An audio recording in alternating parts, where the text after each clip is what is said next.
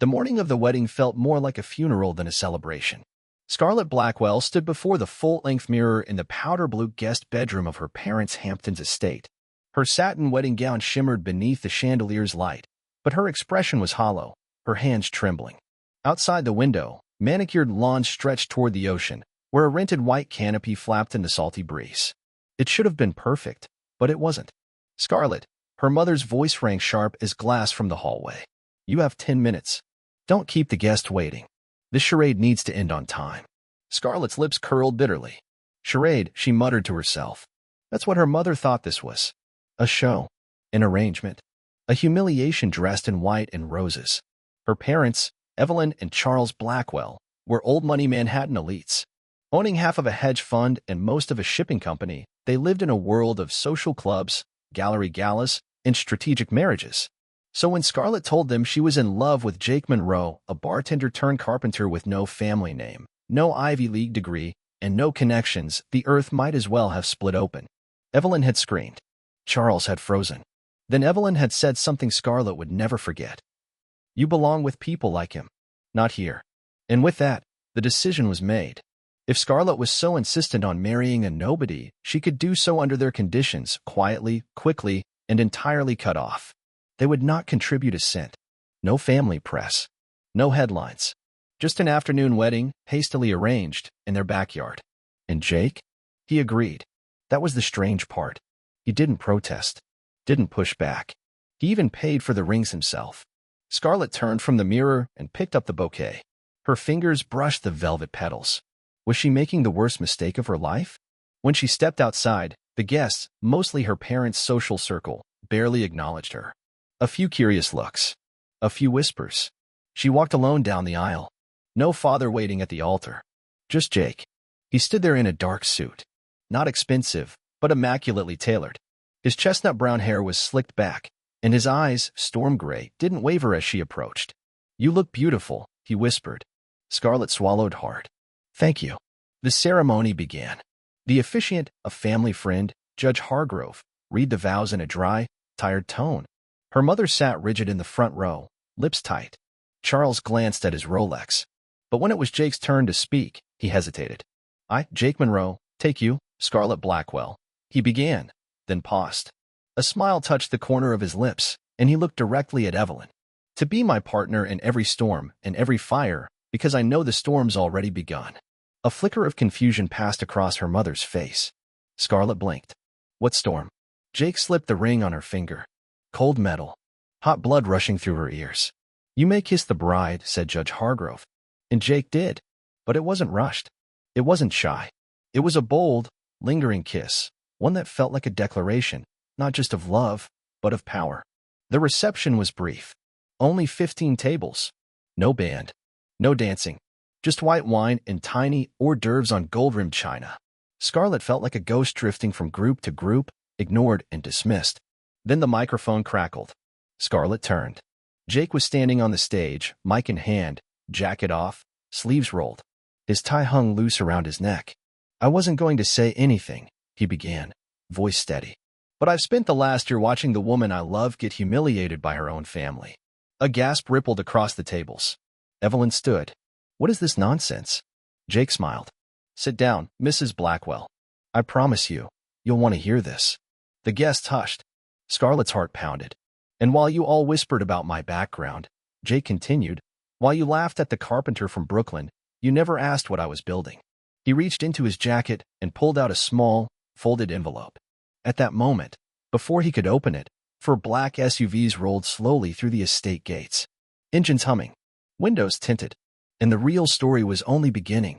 The guests turned in unison as the 4 black SUVs rolled to a stop near the edge of the lawn.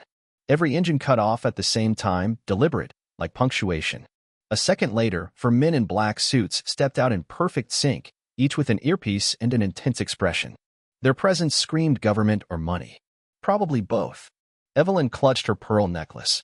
What is this? Jake, what is happening? But Jake didn't flinch. He held the envelope in one hand, the mic in the other, and his calm smile never faded. The tension in the air was sharp enough to cut through the tent fabric.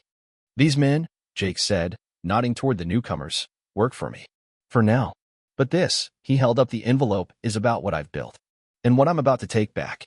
Scarlett stared at him. Her thoughts spun like a tornado.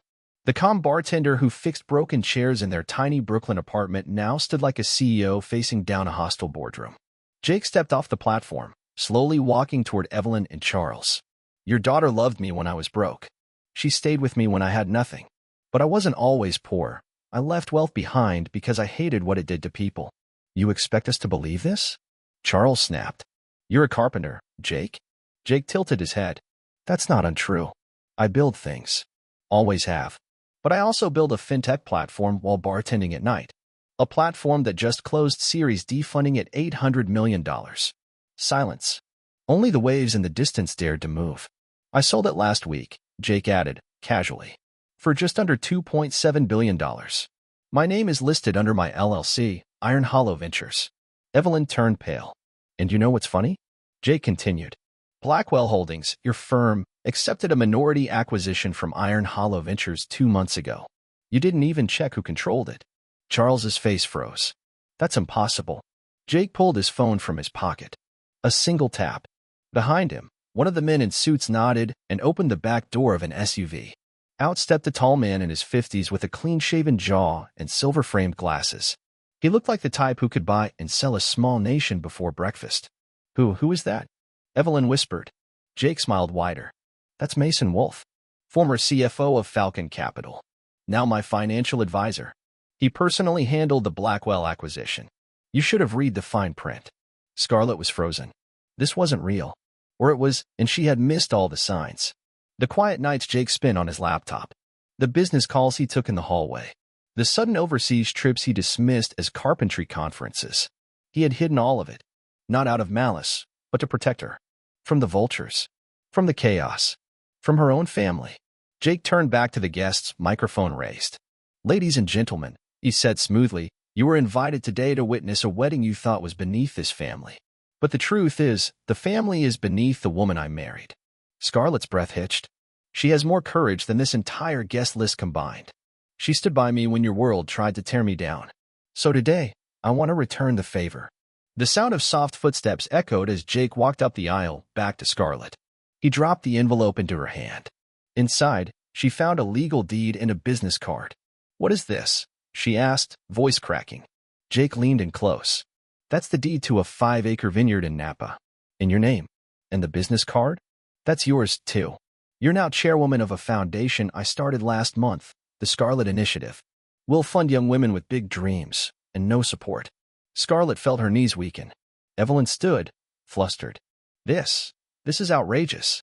Jake turned slowly. No, Mrs. Blackwell. This is love. Just not the kind you control. And with that, he tossed the mic to the ground. It landed with a soft thud, and the crowd erupted into a chaos of gasps, murmurs, and frantic calls to lawyers. But Jake didn't look back. He simply took Scarlett's hand, and together, they walked toward the waiting SUVs. 3 weeks had passed since the wedding, and the fallout was still echoing across Manhattan like a Wall Street earthquake. News of the bartender billionaire had hit the business columns like wildfire. Jake Monroe, unknown tech entrepreneur, had purchased a controlling interest in Blackwell Holdings, a firm that had once laughed at his mere existence. Evelyn Blackwell hadn't been seen in public since. Charles had been hospitalized for stress, though insiders whispered it was more about losing access to 3 corporate jets. Scarlett stood in front of the 24th floor windows of a sleek glass building in Tribeca. She wore a deep navy pantsuit, her hair pulled back into a low bun. Her reflection in the glass stared back with a confidence she hadn't recognized in years. Jake stood behind her, adjusting his cufflinks. You ready? He asked. She turned. Born ready. The elevator chimed, and the double doors opened into the Blackwell Holdings boardroom. The table was long, made of dark mahogany, with a brass nameplate for every board member. Charles sat at the head, flanked by Evelyn and 3 executives in $1,000 suits. The moment they saw Jake and Scarlett, the temperature dropped 10 degrees. You don't belong here, Evelyn hissed. Jake calmly set a briefcase on the table. That's where you're wrong. My name is on 56% of this company. I belong wherever I want to be. He opened the briefcase, pulled out a thick folder, and slid it across the table. This is a list of all your unethical partnerships over the past 5 years. Shell companies, tax shelters, sweatshop outsourcing, neatly documented. If you attempt to block our restructuring proposal, I'll be forced to hand this over to the SEC. Charles reached for the folder with trembling fingers. You wouldn't dare? Jake didn't blink. Try me. Scarlett stepped forward, her heels echoing like gavel strikes on the hardwood. She placed another document on the table. This is a motion to remove Evelyn Blackwell from the board, effective immediately, on grounds of ethical misconduct, nepotism, and manipulation of internal audits. You little. Evelyn stood, face red with fury. Sit down, mother, Scarlett said coolly. Or do you want the press to hear how you funneled family funds into a Cayman Islands account under your maiden name? The room went silent. Even Charles didn't move. Scarlett leaned in. You taught me how to play dirty. You just didn't expect me to play better. Jake stifled a smile. The board members exchanged glances. One by one, they nodded. Evelyn's nameplate was quietly removed from the table. She sat back down, stunned. Jake continued. Now that the power struggle is resolved, let's talk future. I'm not here to destroy this company. I'm here to save it. And Scarlett, he glanced at her with admiration, is going to lead the charge. Scarlett raised her chin. We're starting by investing 10% of our annual profits into the Scarlett Initiative. Scholarships, mentorship, seed funding for women-owned startups. We're rewriting what legacy means. One of the board members raised a hesitant hand. And what happens if the investors don't approve of this shift in direction? Jake nodded to the glass wall. A moment later, the door opened, and Mason Wolfe walked in again, flanked by a dozen sharply dressed associates. I've already spoken with the top 10 shareholders, Mason said. They've signed off. Publicly. A press release goes out at noon. Scarlett looked around the room, meeting every set of eyes. We're not asking permission. We're taking responsibility. Jake offered his hand to Charles. You can be part of this. Or you can retire early and save what little dignity you have left. Charles didn't take the hand. He just stared at the documents before him and sighed, defeated. As the meeting ended, Scarlett and Jake stepped back into the elevator. The doors closed slowly, sealing away decades of entitlement and silence. Jake took her hand. You were brilliant. She smiled. You were savage. I married well. They stepped out onto the street where another black SUV waited, but this time it wasn't for escape, it was transportation. They had a gala to attend that night. Not as guests, but as honorees. A new era had begun. The ballroom at the Met was soaked in golden light. Crystal chandeliers shimmered overhead, casting soft halos across velvet drapes and polished marble. The city's elite had gathered, not out of obligation or vanity, but curiosity. Everyone wanted to see the woman who had taken down Evelyn Blackwell and rewired one of the oldest family empires in New York. Scarlett stood near the stage, her back straight, a champagne flute in her hand. She wore an emerald green gown that caught every flicker of light and turned it into defiance. Her presence wasn't just noticed, it was felt. Jake stood just behind her, looking every bit the part. Billionaire, disruptor, devoted husband. As the MC tapped the mic and cleared his throat, the murmurs died down. Ladies and gentlemen, he said, tonight we honor innovation. Not just in business, but in courage. Courage to break cycles. Courage to rewrite legacies. Courage to build new futures. Please welcome Scarlett Monroe. A wave of applause surged through the room. Not polite. Not obligatory. Real. Scarlett walked up to the podium. Her heels didn't click. They commanded. She paused, looked out into the crowd, saw faces that once ignored her. Faces that whispered when she married beneath her station. Faces that now waited to hear how she had done the impossible. My mother once told me I belonged at the bottom, she began, voice steady. That marrying someone with no status meant I was lowering myself. But here's what she didn't understand. Love isn't a downgrade. Compassion isn't weakness. And sometimes the people who seem to have nothing are the ones who've built everything. Another wave of applause. She continued, Jake taught me that wealth without integrity is bankruptcy in disguise. So tonight, we launched something new. A foundation built not just on capital, but on belief. She motioned to the screen behind her. It lit up with the logo of the Scarlett Initiative, a stylized phoenix rising from steel and wire. We will fund women who were told they weren't enough. Girls who were mocked, dismissed, underestimated. We will make sure the next Scarlett doesn't need a husband with a billion-dollar company to be heard. Standing ovation. Even the back row was clapping. Scarlett felt her chest rise, not with pride, but with peace. After the gala, they returned to their new brownstone in Soho. The place still smelled like fresh paint and ambition. Jake made tea. Scarlett kicked off her heels and sank into the velvet couch. "Do you think they believed me?" she asked softly. Jake handed her a mug. "They didn't have to. You were the proof." She sipped. "I still think about the girl who stood in that mirror on our wedding day." Shaking, silent, Jake sat beside her. She didn't disappear. She evolved, and she chose to rise. Scarlett leaned against his shoulder. "Funny, I thought marrying you would ruin my life." Jake smiled. "Technically, I did." They both laughed, the kind of laugh that comes only after surviving something brutal and unfair. The next morning, headlines flooded the city. From heiress to hero, Scarlett Monroe's empire built on empowerment. Blackwell dynasty toppled by love and logic. 4 SUVs, 1 mic drop, and a woman who changed everything.